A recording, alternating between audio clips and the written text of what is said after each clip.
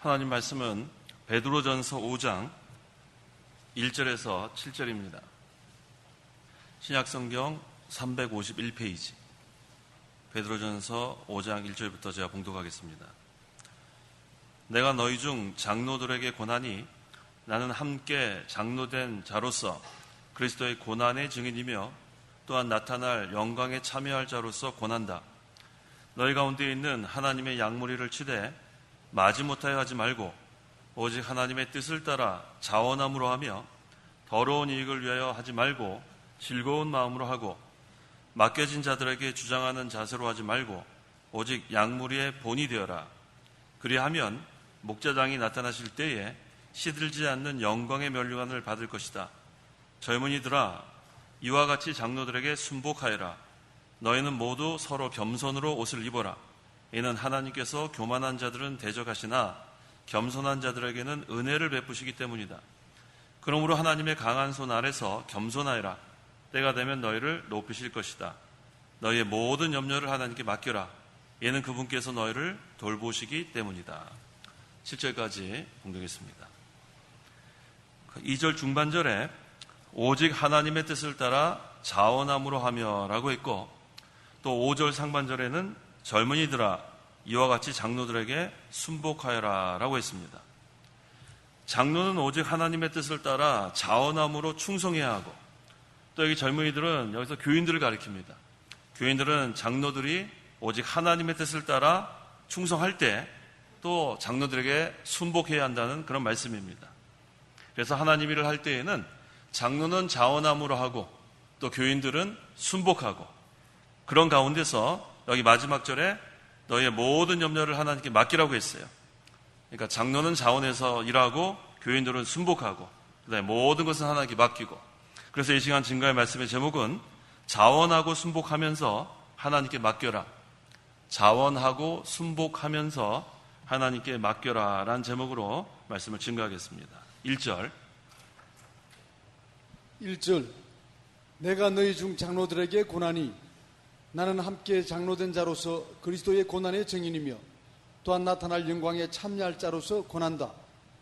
초대교회에는 장로라고 불리는 직분들이 여러 가지가 있었어요. 사도, 또 장로라 불렀고, 또 감독, 또 목사, 또 교회의 그 지도자들, 또 원로급들, 이렇게 다 장로라고 우리가 부르는 걸 알 수 있습니다. 또 오늘날에는 장로는 그 두 종류의 장로가 있습니다.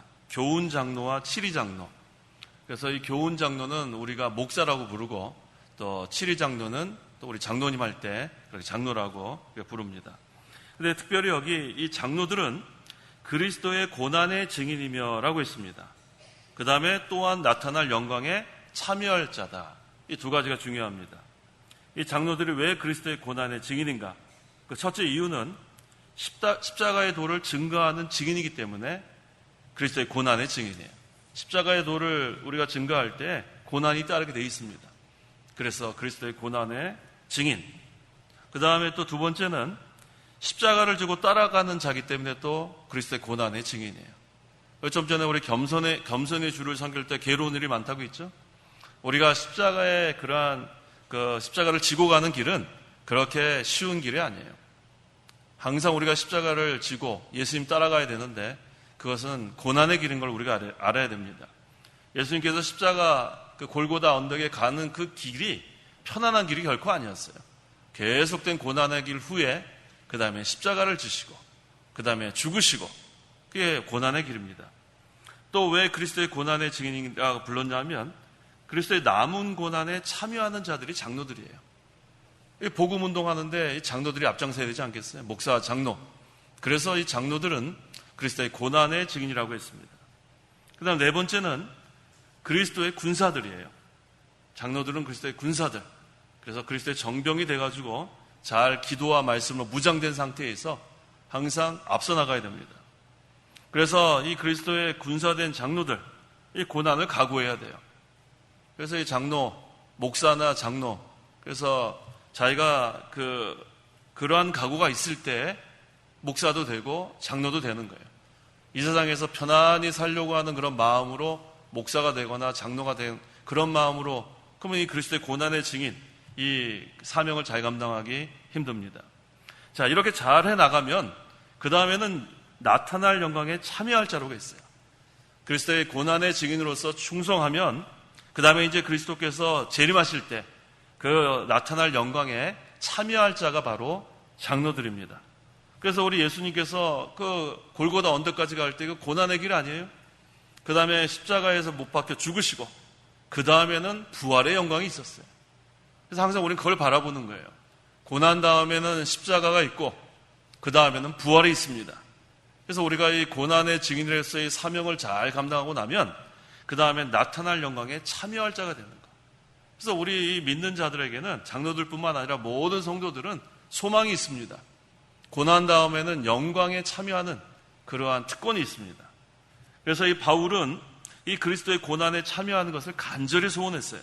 빌립보서 1장 20절 21절 20절 나의 간절한 기대와 소망을 따라 내가 아무 일에도 부끄러워하지 않고 항상 그러하듯이 지금도 온전히 담대하여 원하는 것은 살든지 죽든지 내 몸에서 그리스도께서 존귀하게 되시는 것이니 이는 내게 사는 것이 그리스도니 죽는 것도 유익하기 때문이다.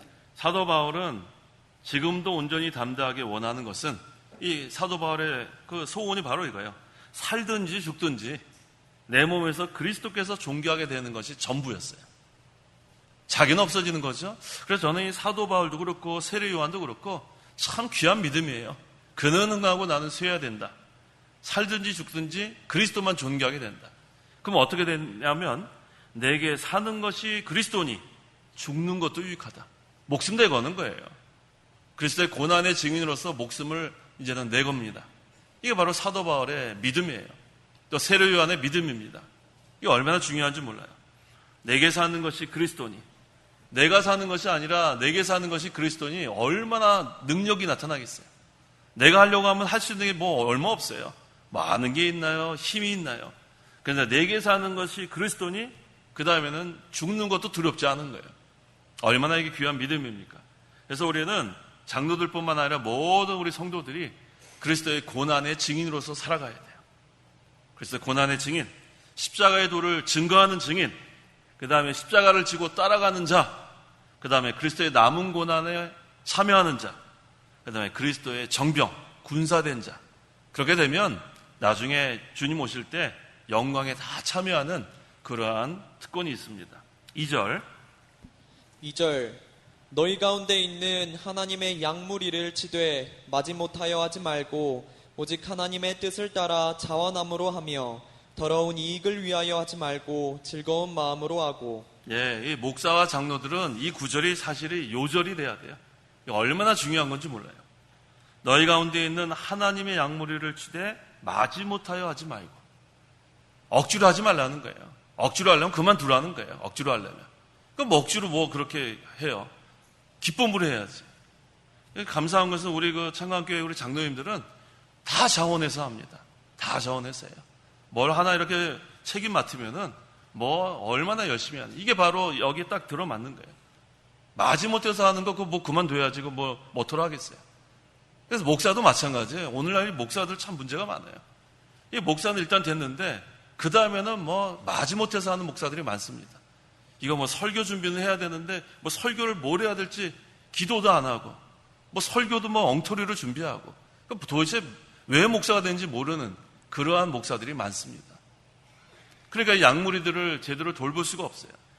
이 목사는 이 영의 양식을 가지고 먹여야 되는데 자기도 이거 뭐 성경을 제대로 모르니까 사실 3년 공부해가지고 뭘 알겠습니까? 계속해서 기도하고 또 연구하고 계속해 나가야 되는데 이거 뭐 운동이나 하러 다니고 뭐 목사들이 정신 못 차리는 목사들 많습니다. 그러면 하나님 앞에 책망받을 사람들이 많아요. 오늘날 사꾼 목사들이 많습니다. 사꾼 목사들. 하나의 그냥 직업이 되는 거예요. 양무리를 돌보는 일에 힘을 기울여야 돼요. 그 다음에 여기 중요한 게 뭐냐면 오직 하나님의 뜻을 따라 자원함으로 하라고 했어요. 자원하는. 자원하는 심령, 단마음으로 하는 거. 이게 얼마나 중요한지 모릅니다. 이 자원함이 없으면 그 다음에는 무슨 기쁨으로 하겠어요. 그래서 이거 우리 항상 그 우리 신대원의 우리 신학교 공부하러 오는 학생들한테 늘 면접할 때 늘 물어보는 게 이거예요. 자원함으로 왔느냐? 근데 어떤 사람들 보면은 아유 진짜 하기 싫었는데 부모님이 보냈대요. 부모님이 정말 나 하기 싫은데 부모님이 막 강요해서 왔대요. 그런 사람들 끝까지 간 사람 못 봤어요.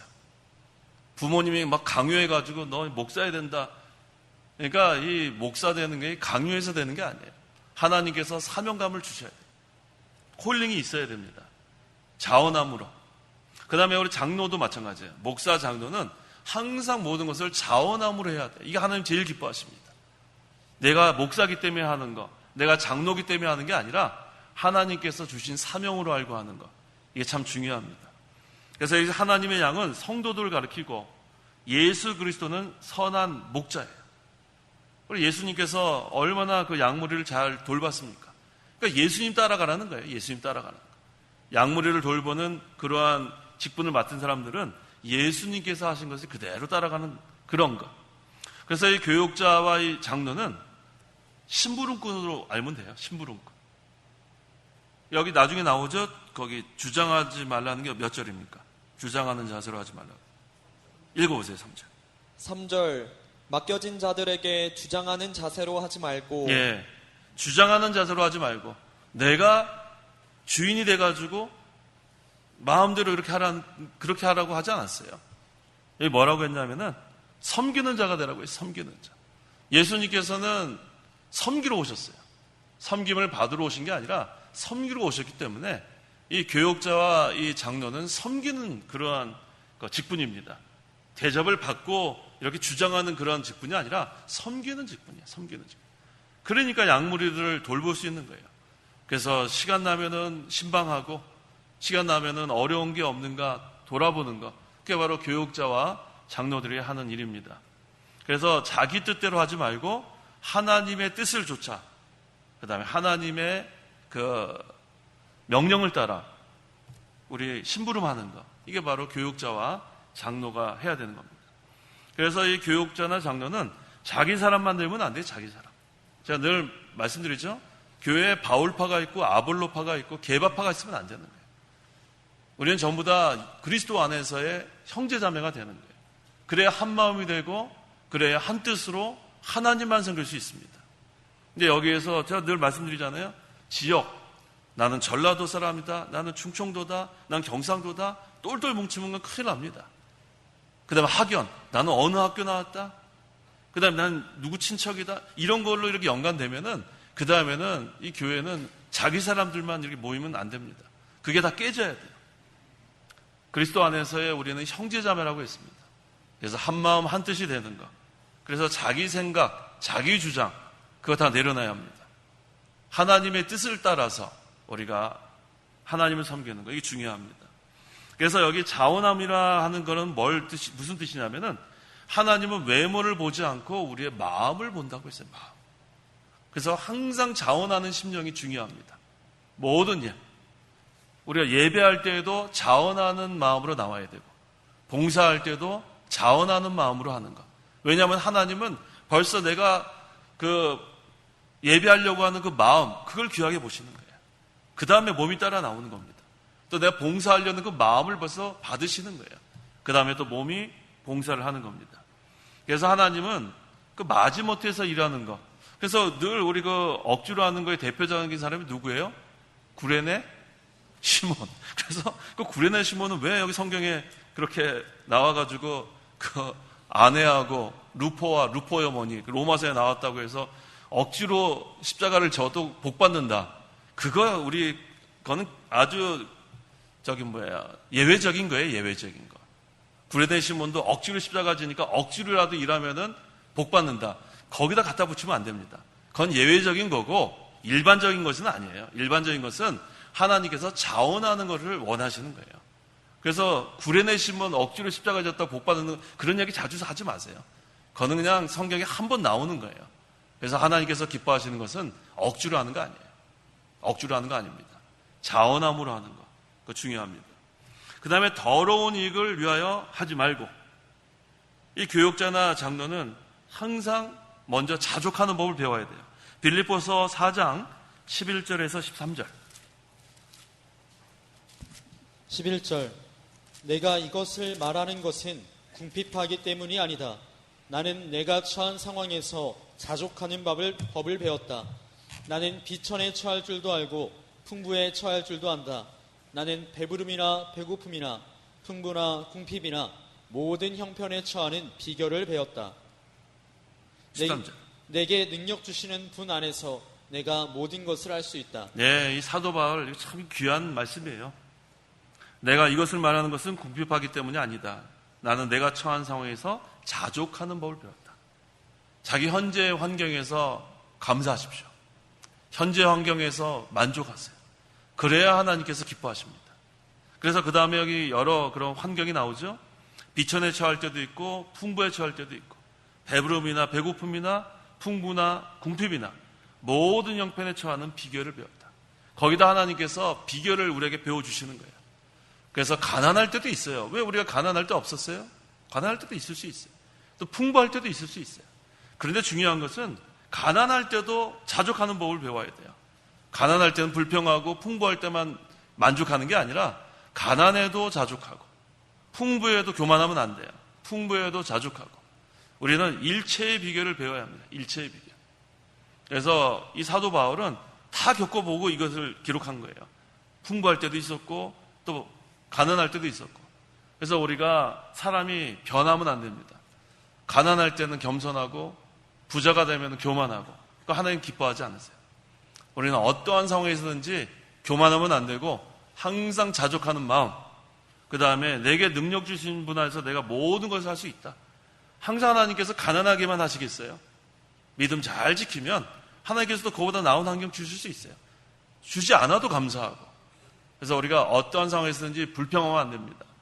불평하거나 원망하면 그 다음에 그건 믿음 쓰는 게 아니에요. 항상 우리가 어떤 환경에 있든지 자족하는 것.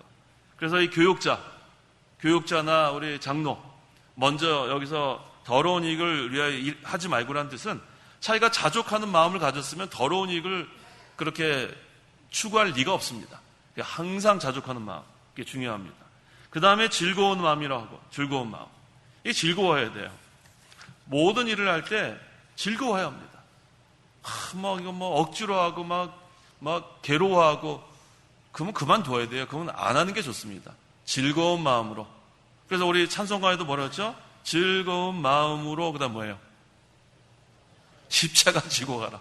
십자가 지고 가는 게 그게 왜 즐거운 마음으로 지고 가야 되죠? 그게 우리는 즐거운 마음으로 지고 가는 거예요. 그게 괴로운 일이 아니에요, 사실은. 십자가를 질 수 있다는 자체는 특권입니다. 그 얼마나 감사해요? 예수 믿지 않은 사람은 십자가 지고 갈 수가 없어요.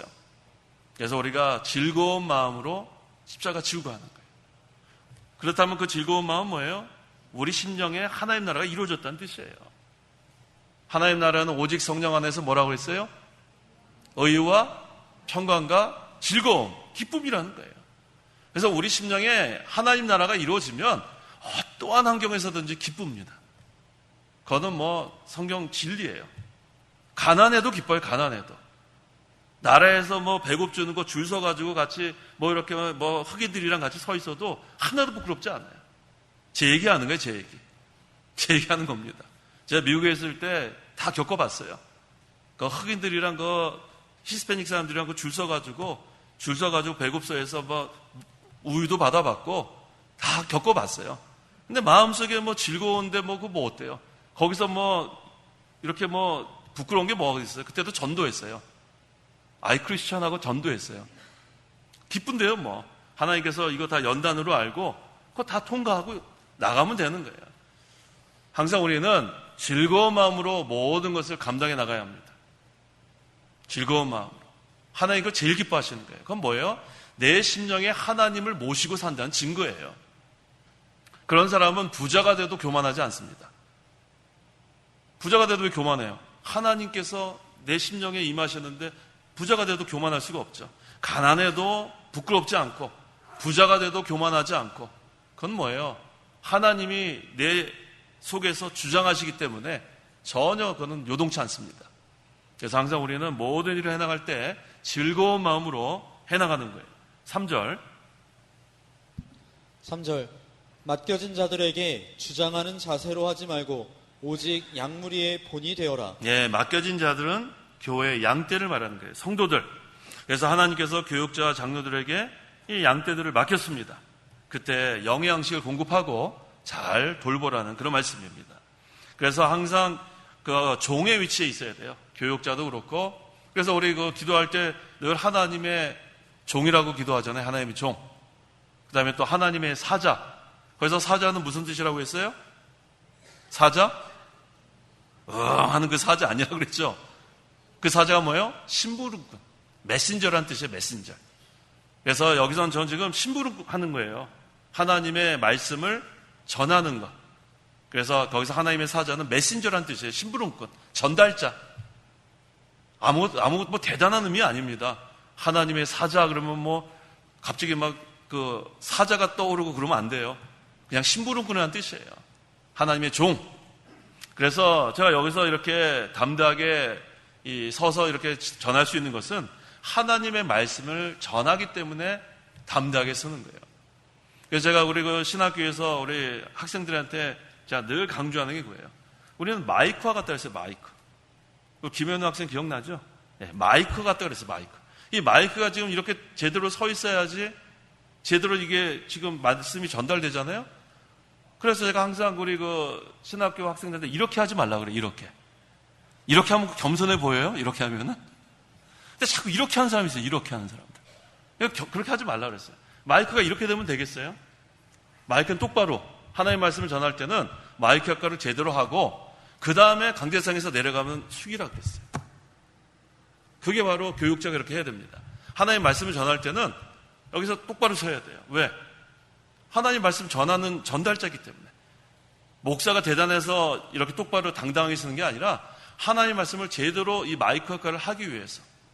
그래서 우리 그 큰 목사님 살아계실 때 제일 많이 제가 지적받은 게 꾸부정하지 말라.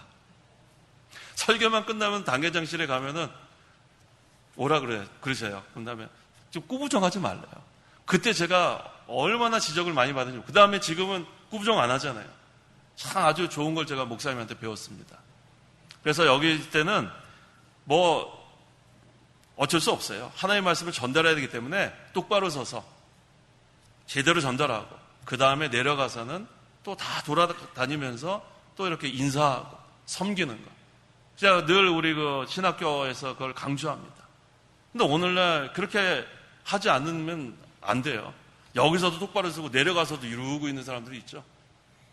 여기서도 똑바로 서고 내려가서도 악수할 때 이러고 악수하는 사람들이 있다고요.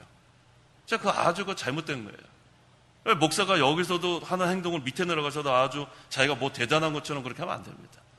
항상 겸손하고 섬기는 위치에서. 그게 바로 예수님을 닮아가는 거예요. 예수님은 한 번도 그렇게 하지 않으셨어요.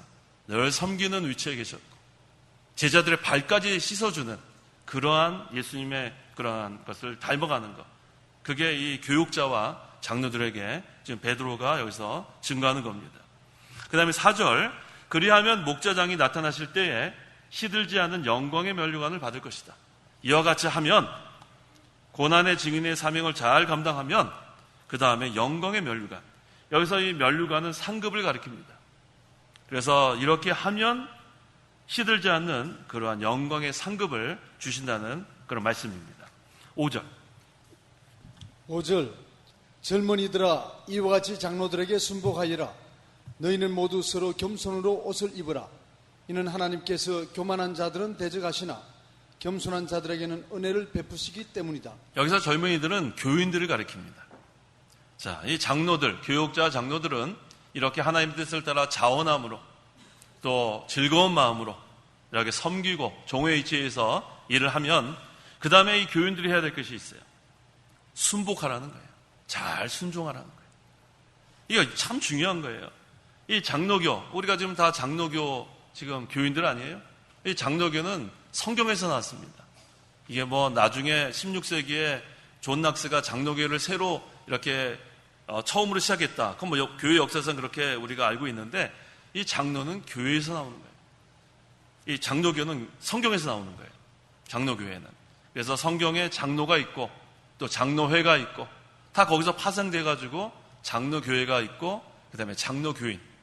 그래서 이 장로교는 항상 모든 것이 하나님께 세워진 장로를 하나님께서 사용하시는 게 바로 장로교예요. 이게 침례교나 감리교나 다른 성결교나 회중정치하고 다른 점입니다.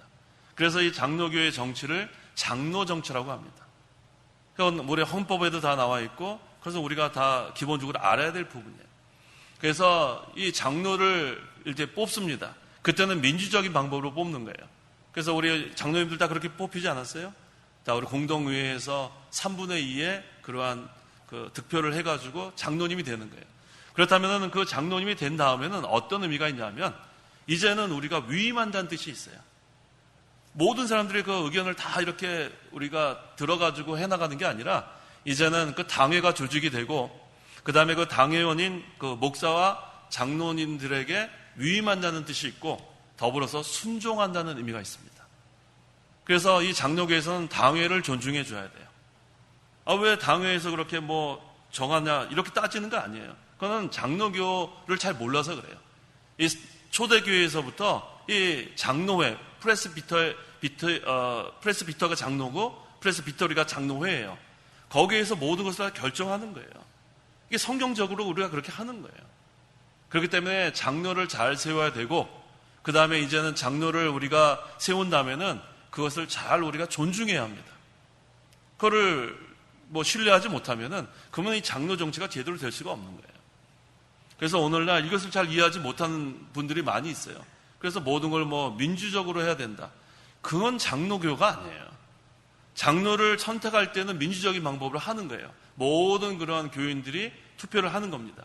하지만 그 다음에는 위임 정치로 바뀌는 거예요. 그래서 이제는 당회에서 모든 중요한 것을 결정하고, 그 다음에 교인들을 여기는 말씀처럼 장로들에게 순복하고, 서로 신뢰 관계에서 이 모든 것이 이루어지는 겁니다. 그래서 여기 보니까 그 목사 장로가 먼저 순종하고, 그 다음에 교인들도 순종하는 거예요. 누가 순종을 하셨냐 하면 히브리서 5장 8절. 8절.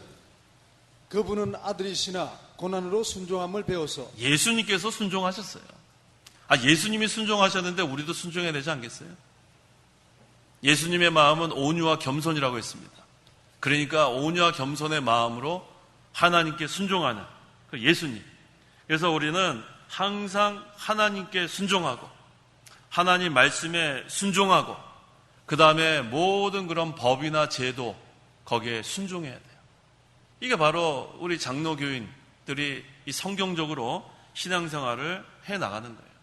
그래서 우리는 순종을 배워야 합니다. 서로 그래야 이 교회가 바로 됩니다. 서로 신뢰하고 순종하고, 그 다음에 또 우리 가정에서도 부부가 서로 순종해야 돼요. 에베소서 5장 21절. 21절. 그리스도를 경외하는 가운데 서로 복종하여라. 네, 그리스도를 경외하는 가운데 남편과 아내가 서로 복종하는 거예요. 서로 복종하는 겁니다. 일방적으로 하는 게 아니에요. 서로 복종하는 거. 그래서 우리 그 교역자나 장로님들도 순종하고, 또 교인들도 순종하고, 서로 이렇게. 왜? 예수님께서 순종하셨기 때문에 우리가 다 순종하는 그러한 자세로. 그 다음에 여기 보니까 모두 서로 겸손으로 옷을 입어라 했습니다. 겸손으로 옷을 입어라. 이 옷을 입으라는 것은 뭐예요? 자기를 단속한다는 뜻이 있어요. 단속. 그래서 우리가 옷 입는 것만 보면 알아요. 복장부터 바로 하라는 말 들어보셨죠? 복장부터 바로 해라. 근데 요즘 그 날씨가 더워서 그런지 여기 이렇게 길거리에 보면은 참 이게 옷을 입었는지 반만 입었는지 알 수가 없는, 바지를 더 좀 내렸으면 좋겠는데 머리 속옷을 입고 다니지 알 수가 없는 거. 그건 벌써 잘못된 거예요. 잘못된 거예요. 왜 그렇게 집에서 입는 것을 밖에 다니면서 그렇게 입고 다니는지 알 수가 없어요. 복장부터 바로 해야 합니다. 특별히 우리 예배당에 올 때는 옷을 제대로 입고 오셔야 돼요. 예배당에 올 때.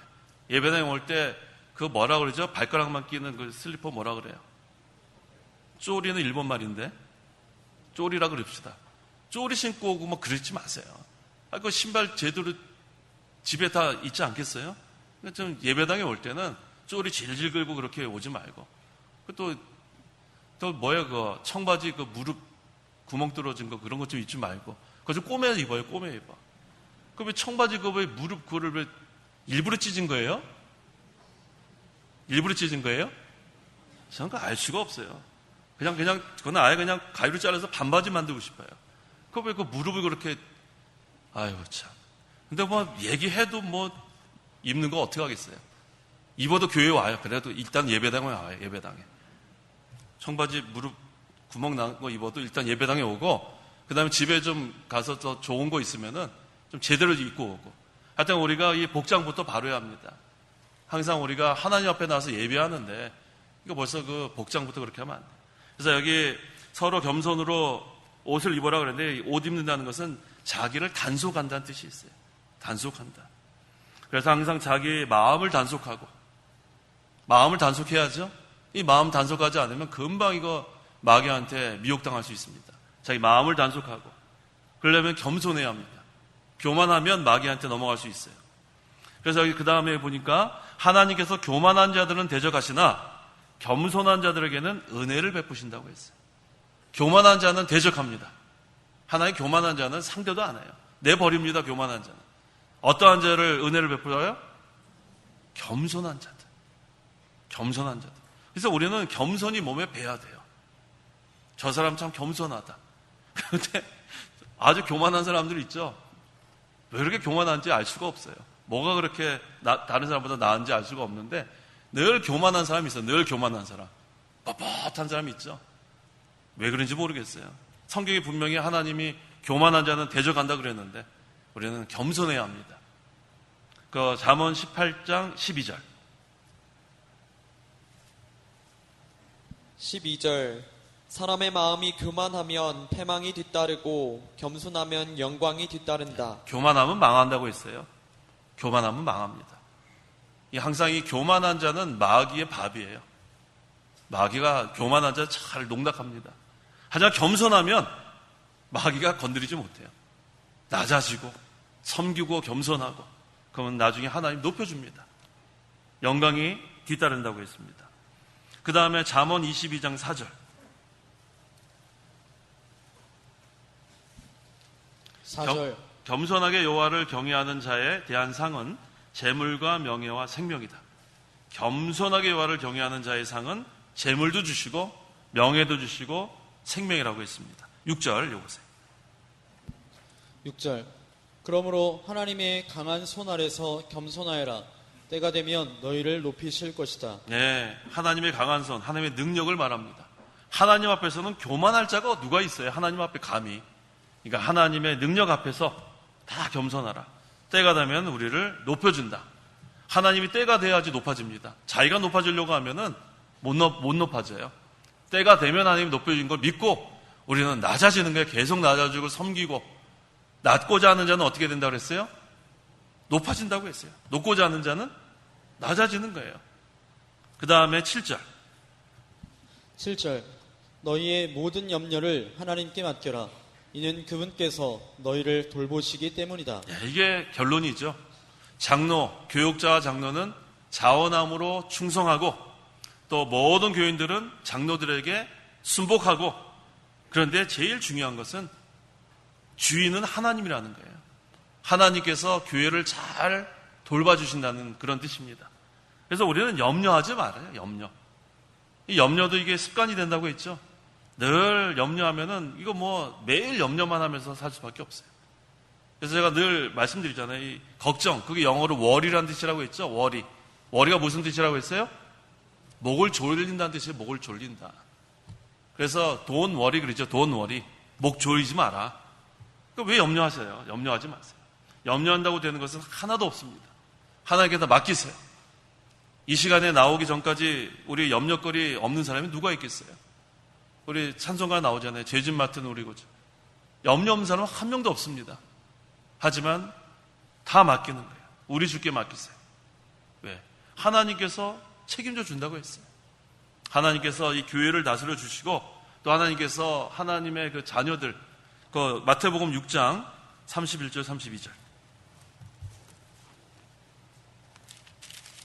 31절 그러므로 무엇을 먹을까, 무엇을 마실까, 무엇을 입을까 하면서 걱정하지 마라. 이 모든 것들은 이방인들이 찾는 것들이기 때문이다. 너희 하늘 아버지께서는 너희에게 이 모든 것들이 필요하다는 것을 아신다. 하나님께서 우리가 뭐 필요한 거 다 알아주신다는 거예요. 그러니까 염려하지 말라는 거예요. 하나님께서 알아주시는데 뭐 염려할 게 있어요? 먹을 거, 입을 거, 무엇을 마실 거 걱정하지 말라고 했어요. 뭐라고 했습니까?